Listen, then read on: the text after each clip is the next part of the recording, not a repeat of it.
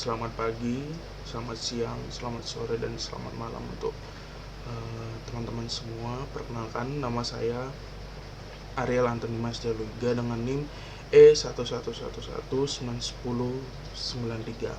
Kali ini saya akan mempresentasikan hasil proposal saya yang berjudul Diplomasi Keamanan Manusia dalam Pencegahan Kasus HAM di Kawasan Asia Pasifik. Kita mulai. Latar belakang masalah hak asasi manusia adalah karunia Tuhan bagi manusia yang bersifat melekat sejak manusia itu dilahirkan hingga saat manusia itu mati. Sebagai kodrat manusia, HAM tidak dapat dihancurkan ataupun dihilangkan oleh kekuasaan tertentu. Jika HAM dilanggar atau dirampas dari manusia, hilanglah martabat manusia yang menjadi inti dari nilai kemanusiaan itu sendiri. Oleh karena itu, hukum internasional bertujuan melindungi, menghormati, dan menjunjung tinggi nilai-nilai kemanusiaan. Selain terwujud dalam hukum internasional, nilai-nilai universal HAM juga ditegaskan dalam instrumen-instrumen internasional HAM sendiri. Hak asasi manusia menempati posisi yang sentral dan utama dalam kehidupan sosial, karena pada dasarnya HAM dimiliki oleh setiap orang dan merupakan bagian yang tidak dapat dipisahkan darinya. Oleh karena itu, menghormati dan menghargai HAM merupakan kewajiban bagi setiap orang. Selain itu, negara juga bertanggung jawab melindungi HAM warganya. Implementasi tanggung jawab negara melindungi HAM warganya adalah dengan membentuk lembaga penegak hukum yang memberikan jaminan konstitusional terkait pelanggaran HAM. Tetapi, sayangnya, jaminan perlindungan HAM sendiri sepertinya belum sepenuhnya terwujud dalam realitas hidup masyarakat di beberapa negara di dunia, khususnya di kawasan Asia Pasifik. Seperti contohnya Indonesia, yaitu pada saat kasus pembunuhan aktivis Munir dan juga Marsina, dan juga penculikan terhadap aktivis pada tahun 1997 dan 1998, dan juga adanya beberapa penyerangan atau pengrusakan terhadap rumah-rumah ibadah yang ada di wilayah Indonesia. Selain di Indonesia sendiri, ada contohnya di Myanmar, yaitu suku Rohingya yang dihabisi atau istilahnya itu dibunuh oleh pihak militer negara Myanmar, tapi dari pemerintahnya sendiri tidak ada intervensi untuk mencegah kasus HAM itu sendiri. Dan juga ada di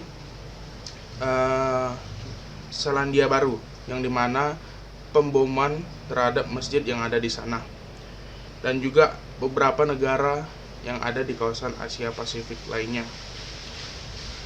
Hak asasi manusia itu tidak hanya dilindungi oleh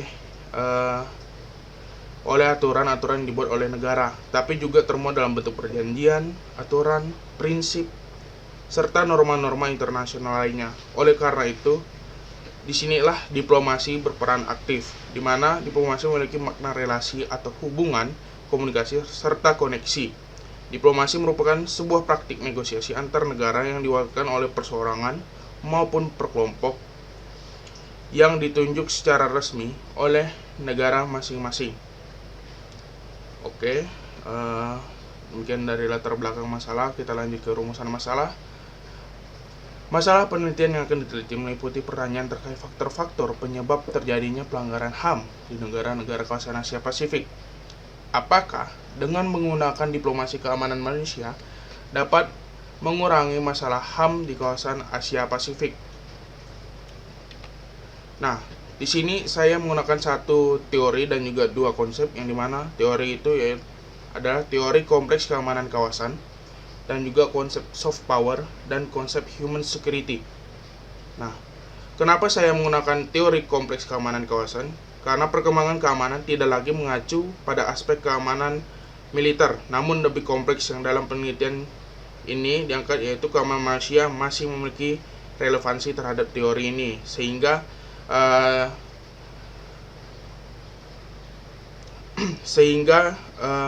keamanan kawasan di sini saya mengaitkan terhadap kawasan Asia Pasifik. Dan kenapa human security? Karena saya menyangkut pautkan keamanan manusia dalam pencegahan pelanggaran HAM. Nah, untuk konsep soft power, saya menggunakan di sini yaitu diplomasi, yaitu perjanjian atau kerjasama antar negara di kawasan Asia Pasifik.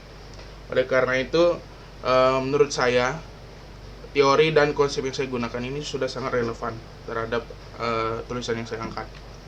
Untuk rangka pemikirannya saya buat seperti ini, di mana software dan human security dan juga teori kompleks keamanan kawasan akan saling mengaitkan satu kesatuan membentuk sebagai diplomasi keamanan manusia dalam yang hasilnya akan mencegah kasus HAM di kawasan Asia Pasifik. Oke, untuk metodologi penelitian, jenis penelitian berdasarkan metodenya. Jenis penelitian yang akan digunakan penulis merupakan penelitian ex post facto, yakni menyelidiki dengan cara merunut kembali ke belakang peristiwa yang sudah terjadi untuk mendapatkan informasi tentang apa saja faktor-faktor yang menimbulkan suatu peristiwa.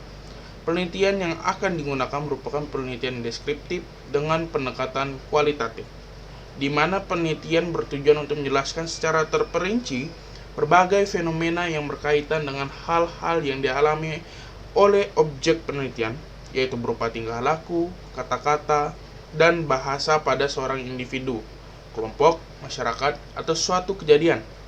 Nah, untuk langkah penelitian sendiri, pertama, peneliti mencari masalah-masalah atau melakukan observasi terkait isu, yang kemudian isu tersebut akan dipilih dan dikaji, serta peneliti mencari sumber-sumber atau literatur seperti jurnal, buku, artikel, dan lainnya. Peneliti akan melakukan konsultasi terhadap dosen yang dianggap penulis mempunyai pengetahuan terkait isu atau tema yang akan kita tulis. Setelah berkonsultasi, peneliti mulai menuliskan penelitiannya. Keempat, di dalam tulisan tersebut, penulis menyertakan fenomena yang diangkat, beserta menggunakan teori dan konsep yang dapat mendukung penelitian tersebut. Kelima, setelah itu, peneliti melanjutkan tulisan tersebut dengan analisis data yang sah serta disajikan ke dalam tulisan atau dalam penelitiannya. Lokasi dan waktu. Lokasi yang digunakan peneliti dalam menulis tulisan atau penelitian ini adalah: pertama, perpustakaan Universitas Tanjung Pura. Yang kedua, Kementerian Luar Negeri. Waktu penelitian diperkirakan memakan waktu sekitar 3 bulan, terhitung dari bulan Desember sampai Februari. Untuk unit analisa dan unit eksplanasi, unit analisa yaitu keamanan HAM di Asia Pasifik, dan unit eksplanasinya yaitu diplomasi keamanan manusia. Lalu tingkatan penelitiannya itu saya menggunakan di sini adalah tingkatan korelasionis. Yang kemudian terakhir, teknik dan instrumen data. Adapun teknik pengumpulan data yang digunakan adalah teknik studi kepustakaan atau library research. Dan untuk instrumen data, pada penelitian ini peneliti sendiri sebagai instrumen utama dan instrumen pendukung lainnya yaitu buku, e-book, jurnal, skripsi, website, dan dokumen resmi pemerintah. Sekian dari saya, mohon maaf jika ada kata-kata yang kurang atau yang dianggap tidak masuk akal. Saya ucapkan terima kasih.